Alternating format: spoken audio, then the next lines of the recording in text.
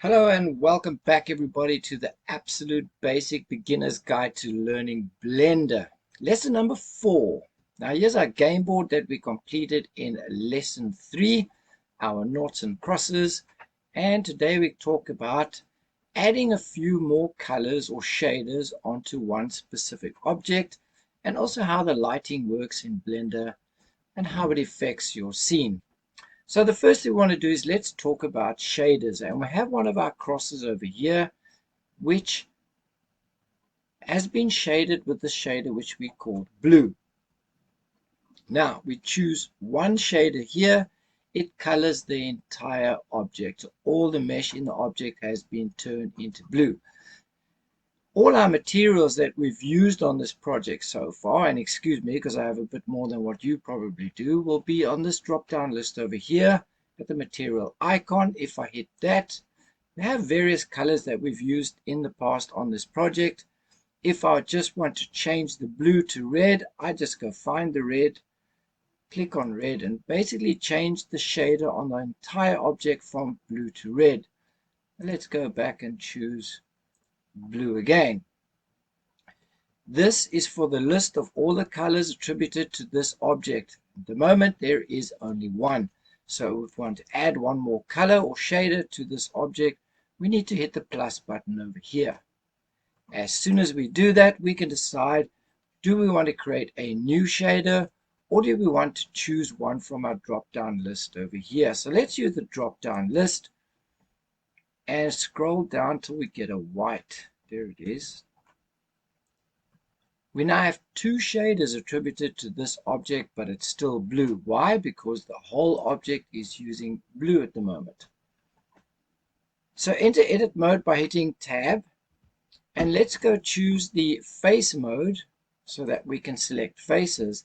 We're going to make a funky tile pattern. So let's select this face and then shift and add multiple faces.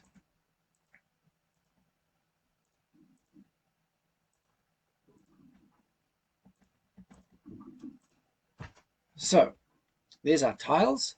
As you can see right now, it's still listed under blue, which means that all the tiles we've selected are actually blue. But now we can press on the white, and while we stay in edit mode, now we press assign. What we're doing now is we're assigning the white to those specific tiles that we've just selected. If we hit object mode by hitting tab, this is now what our shape or object looks like. Now it's not great here along the edges, so let's go into edit mode and we're going to choose some more.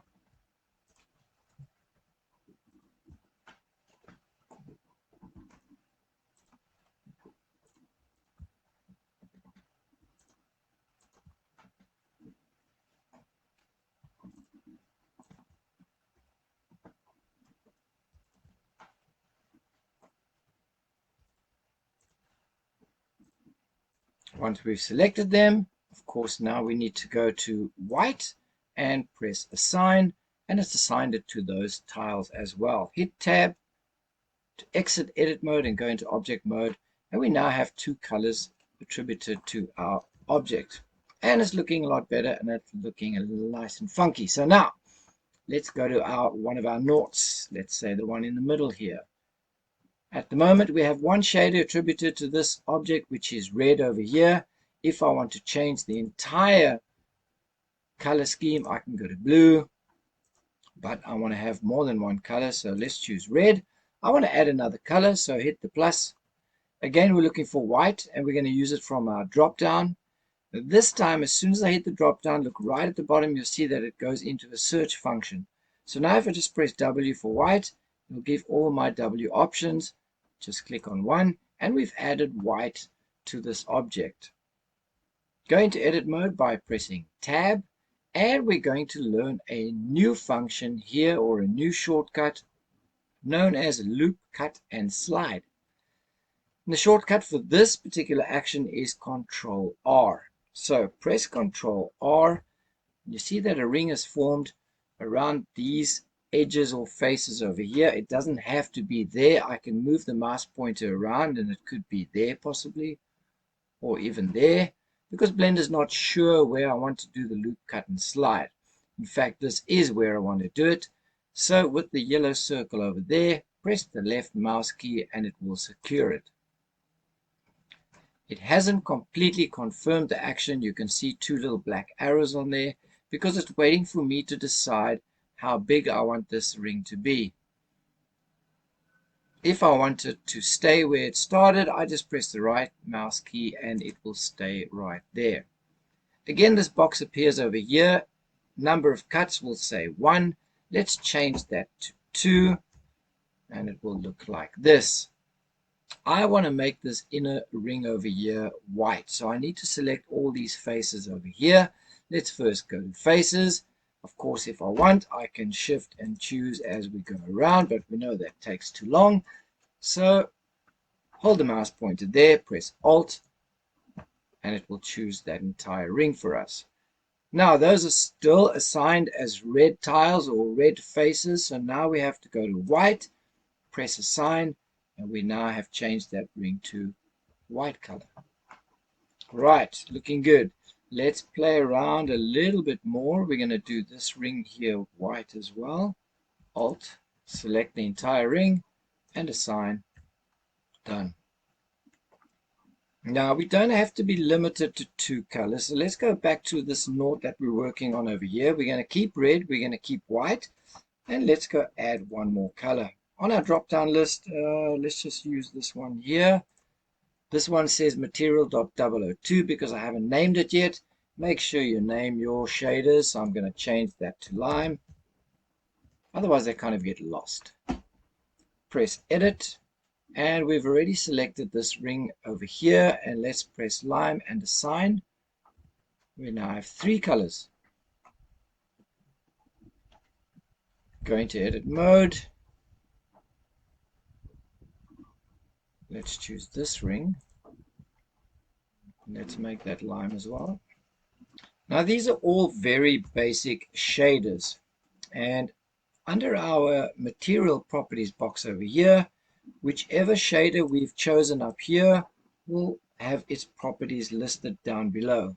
And there's a couple of things we can change over here. And let's just go play around. Let's start with the blue one, for example. So we hit blue and now everything with regards to the blue shader is listed down here below. Scroll in. If you see this one up here, metallic, let's just try this and change metallic to 1. All right, so you can see the color's got a lot richer. It's got a metallic effect or a shine to it, a refraction. Of course, if we have something like this, we can expect that if we have a certain metallic option on the blue, we would need it on the white as well. So let's go up to white and change the metallic to white. To 1, I mean. All right, so now it's changed, but you have to know that because we've used white on this object and this object, it has changed it on both. Not only that, but our frame was also using the same white, so we have changed our frame as well. Every item, every object that uses that white will have its white affected. Let's say the frame we want to keep the way it was. Of course, if I go ahead and change the metallic value here, it's going to change on this one as well.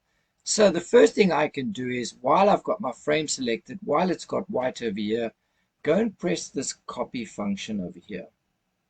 New material, add a new material. Press copy, and it becomes white.002. If I change this one, in other words, remove the metallic value down to 0, it affects only the frame.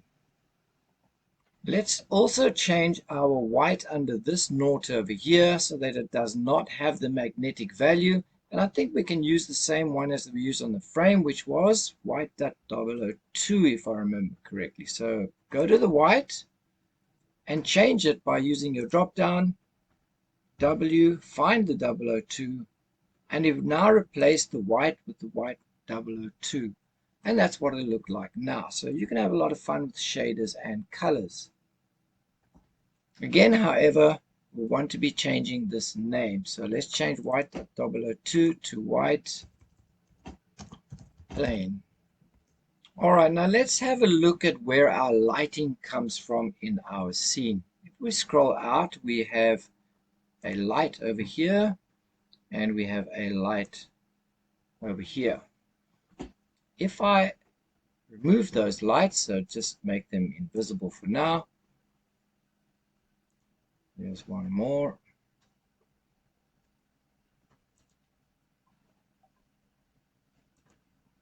All right, we still have a certain amount of light coming in here because we have what's called a world environment function. So have a look over here, and we're looking for the world or the globe, which is this one here. And we will see that we have a color and a certain strength for our world. I'll just show how it works. If I change the strength from 1 to 8, for example, we get a lot more light. So we have this background area which is gray, and that's adding light to our scene, and we can decide how much or how strong it should be. The color has been tainted at a darkish gray, which is fine. As soon as we add color, color will change also your objects, and we don't want that. So let's just take that back to the gray.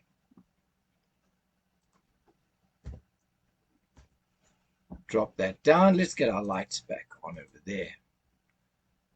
All right, with a light selected, we can look for our light bulb option over here, and we can decide how strong it should be and what color it should be. So this specific light, where is it there? We're going to make it a yellow, and we're going to change its strength to 1000.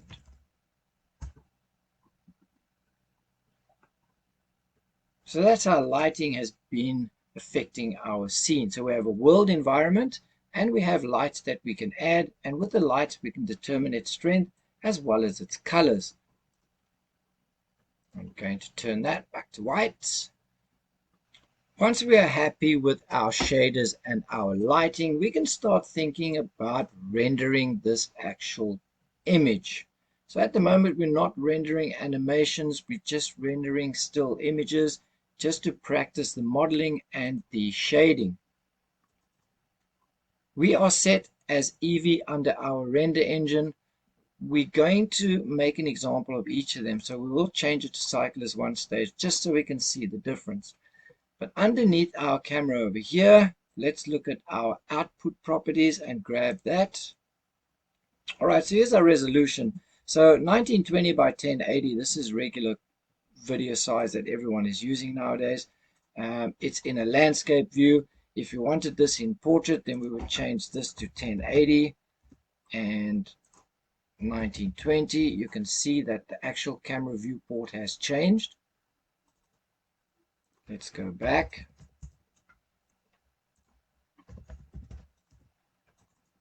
Make sure the percentage is on 100%. And then we have an output file. So here we have temp file selected, folder selected. It's always as a default selected on temp. We need to go and choose a folder where we want to save our items. Let's choose this one, accept, and that will change over there now. We have to decide what we're saving as. So we're going to use a PNG file, which is great for now, and keep it set on RGBA. To render an item, we can just go up here, top left, press render, and render the image. We're using Eevee at the moment, and it just took 0.74 seconds to render this image. Let's go change to cycles. So back to our camera, render engine, cycles, and press render image.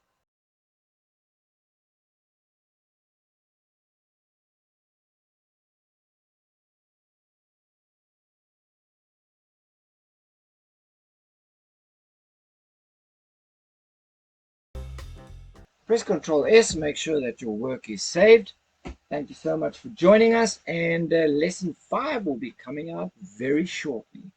Cheers and thank you. Bye bye.